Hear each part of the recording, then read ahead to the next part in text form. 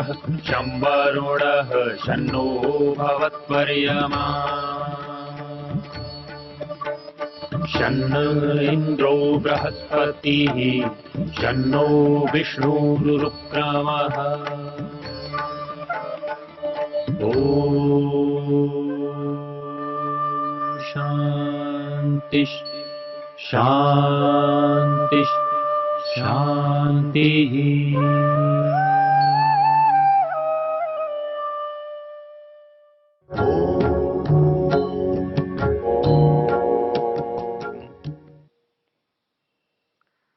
हम यजुर्वेद के इस मंत्र पर विचार कर रहे हैं।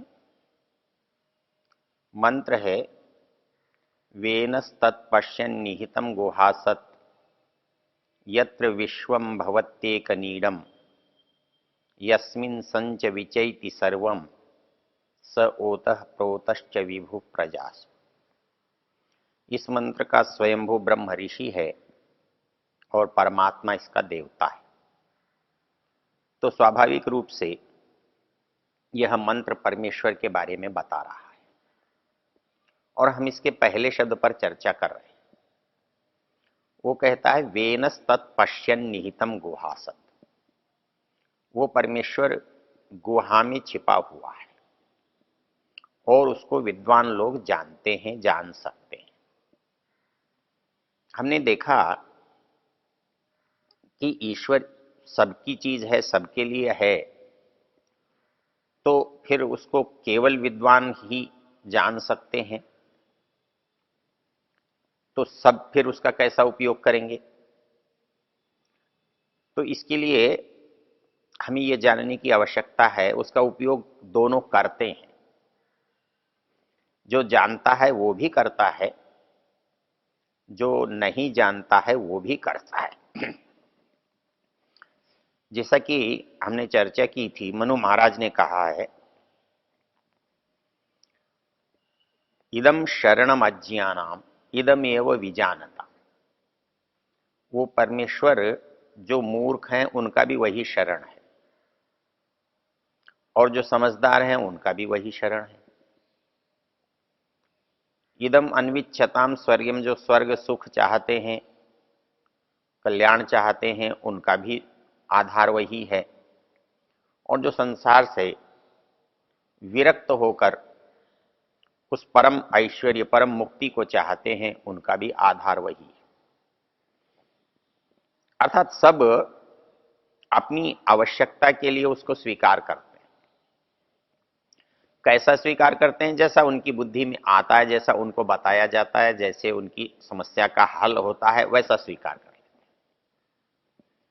हमने देखा था कि ईश्वर को जो मानता है, जो बुद्धिमान मानता है और जो बिना बुद्धि वाला मानता है, उन दोनों में अंतर कैसे होता है। हमने देखा कि एक व्यक्ति मानता है ईश्वर अवतार ले रहा है और उससे उसका काम चलता है। ये बुद्धिपूर्वक माना गया है कि ये बिना बुद्धि के माना गया है? यदि आप इस पर विचार करेंगे तो जैसा हमने देखा कि इसमें बुद्धि का उपयोग यदि किया गया होता तो एक प्रश्न का समाधान चाहिए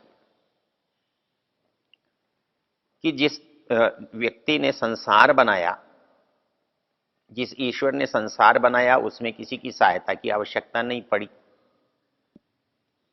वो एक पहाड़ को उठाने के लिए अवतार ले, इसकी क्या आवश्यकता है? जिसने पूरे आसमान को ही उठा रखा है उसको तो हम बड़ा मान नहीं रहे हैं, और जो कुछ ढेर को उठा रहा है उसे हम बड़ा कह रहे हैं। तो जिस असंभव कार्य को मान करके हम अवतार की कल्पना करते हैं, उससे बड़े बड़े असंभव कार्य तो हमारे सामने दिन प्रतिदिन दिखाई दे रहे हैं और उनके लिए किसी अवतार की आवश्यकता नहीं है। फिर हम उसकी अपेक्षा क्यों करते हैं? हम उसे क्यों चाहते हैं? हमारी सुविधा के लिए। हम जानते हैं कि वो सर्वव्यापक है, लेकिन फिर भी हम उसे जन्म देते हैं, उसकी मृत्यु कराते हैं। जिसका जन्म होगा उसके माता पिता होंगे, उसकी मृत्यु होगी, उसकी समाप्ति होगी, फिर हम उसका सामर्थ्य कैसे मानेंगे? लेकिन हम मान लेते हैं। हमारी एक और आवश्यकता को हम ईश्वर से पूरा कराने की कोशिश करते हैं। हमारी एक और इच्छा है जिसके लिए हमें ईश्वर की जरूरत पड़ती है। जब हम कुछ चाहते हैं तो किसी ऐसे व्यक्ति की आवश्यकता है जिसके पास वो चीज हो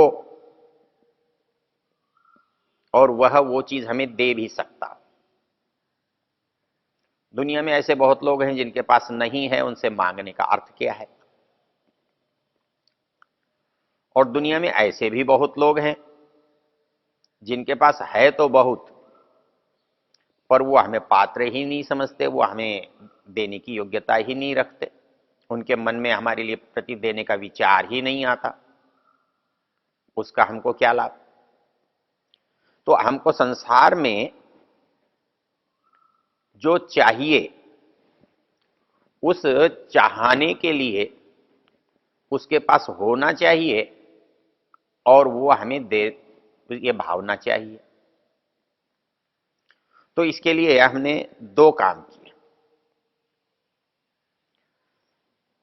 एक काम तो ये किया कि जो हमारे दुख हैं वो उनको दूर कर सकता हो,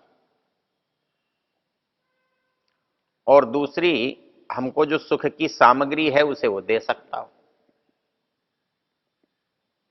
इसलिए परमेश्वर में ये दो बातें हमने कल्पित कर ली या जोड़ ली। अर्थात हमारे ईश्वर में एक सामर्थ्य है कि वो हमको दे, बिना कारण दे। एक कारण तो यह है कि मैंने गेहूं बोया था और मेरी खेती में गेहूं हुआ। एक यह है कि मुझे बिना कारण के मिले। मैंने कुछ भी बोया हो पर मुझे मिले वो जो मैं चाहता हूं। मुझे बिना बोए ही मिल जाए, बिना प्रयास के मिल जाए।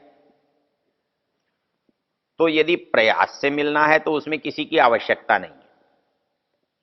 मुझे प्रयास करना है, मुझे प्राप्ति होनी है, तो जितना प्रयास होगा उतनी प्राप्ति होगी, जैसा प्रयास होगा वैसी प्राप्ति होगी। इसमें तो किसी की आवश्यकता नहीं है। मुझे आवश्यकता कब पड़ती है? मुझे आवश्यकता तब पड़ती है जब मैं बिना किए चाहता हूं। मैंने जो किया है मैं उससे अधिक चाहता हूं, और वो मुझे तब मिल सकता है जब मुझे देने वाला प्रसन्नता से दे दे। उस प्रसन्नता के लिए मैं वही उपाय करता हूं जो संसार में किसी को प्रसन्न करने के लिए करता हूं। मैं किसी की सेवा करता हूं, मैं किसी की प्रशंसा करता हूं, हाँ, मैं किसी से प्रार्थना करता हूं, मुझे वो चीज मिल जाती है। तो वैसे ही मैं समझता हूं कि मैं परमेश्वर से प्रार्थना करूंगा और वो चीज मुझे मिल जाएगी। इसलिए मैं उसको कहता हूं, बार बार कहता हूं, बार बार उसकी आराधना करता हूं और ये सोचता हूं कि मुझे मिलेगा। अब इसमें मिलने का और न मिलने का जो संबंध है उस पर मैं विचार नहीं करता। मैं ये मानता हूं कि मेरे ऊपर जितने भी कष्ट हैं मैं कहूंगा तो परमेश्वर उसे दूर कर देगा, क्योंकि वो सामर्थ्यवान है, वो दूर कर सकता है।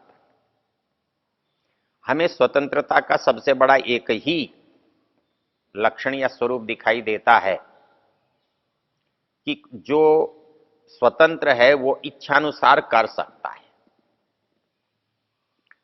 वो बिना मांगे दे सकता है, मांगने पर दे सकता है, अधिक दे सकता है। वो दंड को क्षमा कर सकता है,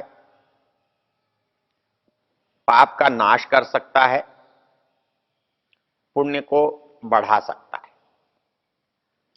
हमने ये मान लिया कि वो उसके पास एक ऐसी स्वतंत्रता है, ऐसा अधिकार है कि वो किसी का कुछ भी ले सकता है और किसी को कुछ भी दे सकता है।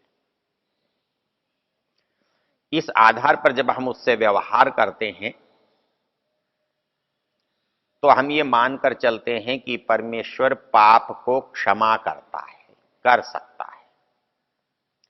और यदि पाप को क्षमा कर सकता है तो वो अतिरिक्त पुण्य, अतिरिक्त लाभ, अतिरिक्त फल भी दे सकता है। हम इसलिए ईश्वर को चाहते हैं, मानते हैं, उसकी सेवा करते हैं। हमारे मन में एक धारणा बनी है, बैठी है कि ईश्वर हमारे पाप क्षमा कर सकता है। और ये सिद्धांत वेद को मानने वालों को छोड़कर संसार के प्राय सभी मत संप्रदाय मानते हैं और इसको वो परमेश्वर की विशेष योग्यता, स्वतंत्रता, अधिकार मानकर करते हैं। यदि कोई व्यक्ति समर्थ है और वो किसी को कुछ भी दे सकता है और दे दे, तो उसका परिणाम क्या होगा? क्योंकि यदि एक ही व्यक्ति है, आप उसने उसे कुछ भी दे दिया, उससे कुछ भी ले लिया, कोई बात नहीं है।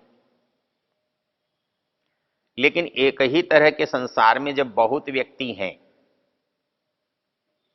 और सभी चाहते हैं और सभी के पास दुख है, सबको कुछ अतिरिक्त चाहिए, सबको सुख की अपेक्षा है और सबके अंदर दुख की निवृत्ति की इच्छा है, ऐसे में ईश्वर किसको देगा और किसको नहीं देगा? यदि ईश्वर इच्छा से किसी को भी देगा और किसी को भी नहीं देगा तो औचित्य नहीं रहेगा।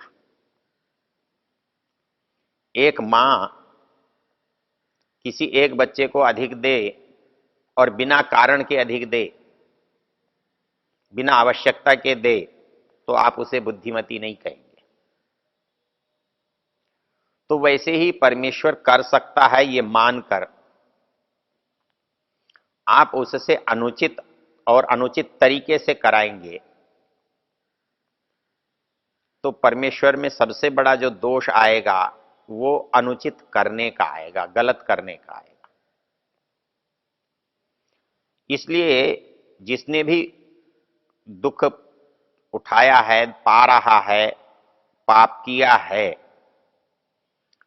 वो उसे क्षमा करेगा कि नहीं करेगा? क्षमा करेगा तो क्या होगा? उसे क्षमा क्यों करेगा? क्या इसलिए कि उसका नाम उसने ज्यादा बार लिया है, उसकी सेवा उसने अधिक की है? तो ऐसा तो नहीं हो सकता कि राजा का सेवक है इसलिए किसी की हत्या कर दे और किसी की हत्या कर दे इसलिए छूट जाए कि वो राजा का सेवक है और ऐसा करने से छूट जाता है तो राजा पर दोष आता है, राजा पर अपराध लगता है, राजा को पाप लगता है। क्या परमेश्वर इतना मूर्ख है कि वो किसी पर प्रसन्न होकर कुछ भी दे सकता है और उसके दुखों को छुड़वा सकता है, उसके पापों को क्षमा कर सकता है? तो पापों को क्षमा करना और अतिरिक्त को देना दोनों में ही अनुचित है, दोनों ही अनौचित्य से घिरे हुए हैं। अर्थात बिना काम के, बिना परिश्रम के, बिना मतलब के कोई किसी को दे और अपराध करने पर भी दंड न दे, तो ये दोनों ही परिस्थिति किसी भी सही, भले, उचित व्यक्ति को अनुचित बनाती है। इसलिए यदि परमेश्वर किसी के पापों को क्षमा करेगा तो इससे लोगों को पाप करने से भय नहीं लगेगा, लोग पाप करने की ओर बढ़ेंगे, उनकी प्रवृत्ति उस ओर जाएगी और जो पुण्य करते हैं, कष्ट पा करके अच्छाई के लिए यत्न करते हैं, उनका उत्साह भंग होगा। और फिर संसार में जितने भी प्राणी हैं उन सबका अधिष्ठाता, न्यायकारी प्रजापति वो स्वयं है, इसलिए वो एक के पाप क्षमा करे और दूसरे के न करे, एक को अतिरिक्त दे और दूसरे को न दे, तो वो अपने ही संतान के साथ, अपने ही प्रजा के साथ पक्षपाती कहलाएगा। उस पर पक्षपात करने का आरोप लगेगा, दोष लगेगा। तो इस दृष्टि से जब हम विचार करते हैं तो जो जो बातें सुविधा के लिए हमने उस परमेश्वर के साथ जोड़ रखी हैं,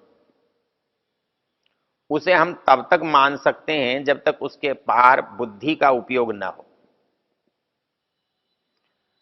इसलिए यहां पर मंत्र में जो शब्द आया है वो ये आया है कि ईश्वर के जो वास्तविक स्वरूप को है, कार्य को है, कौन समझ सकता है? कहते हैं विद्वान समझ सकता है, बुद्धिमान समझ सकता है। तो वेनस तत्पश्यन निहितम गुहासत, वो विद्वान उसको जान सकता है, समझ सकता है। इसलिए परमेश्वर न्याय सबके साथ करता है, दया सब पर रखता है। इसकी चर्चा करते हुए ऋषि दयानंद ने लिखा है, वहां एक प्रश्न पूछा गया है कि दया करेगा तो न्याय नहीं रहेगा और न्याय करेगा तो दया नहीं रहेगी। अर्थात न्याय कहते हैं जो अपराधी है उसको उचित दंड देना, और दया कहते हैं कि जो दुखी है उसे कुछ अपनी ओर से अतिरिक्त दे देना। हमारी सामान्य दृष्टि में ये दोनों विरोधी से शब्द दिखाई देते हैं, लेकिन यदि दोनों को मिलाकर देखें तो दोनों ईश्वर के कोई भी गुण आपस में विरोधी नहीं है, वो एक दूसरे को काटते नहीं है। अर्थात उसका न्याय जो है उसकी दया को, उसकी कृपा को, उसकी उदारता को खंडित नहीं करता। उसका न्याय जो है वो दया का विरोधी नहीं है, उसकी दया न्याय की विरोधी नहीं है। अर्थात जो जहां जिसके साथ करना चाहिए वही करता है, और वही करने के कारण वो दोनों कार्यों को साथ साथ कर रहा है। वो न्याय भी कर रहा है और दया भी कर रहा है। इसलिए सामान्य व्यक्ति जिस चीज की अपेक्षा करता है, बुद्धिमान व्यक्ति उसको कारणपूर्वक जानता है और उसको वैसा स्वीकार नहीं करता है। इसलिए वेद कहता है बुद्धिमान व्यक्ति परमेश्वर को जान सकता है। ओ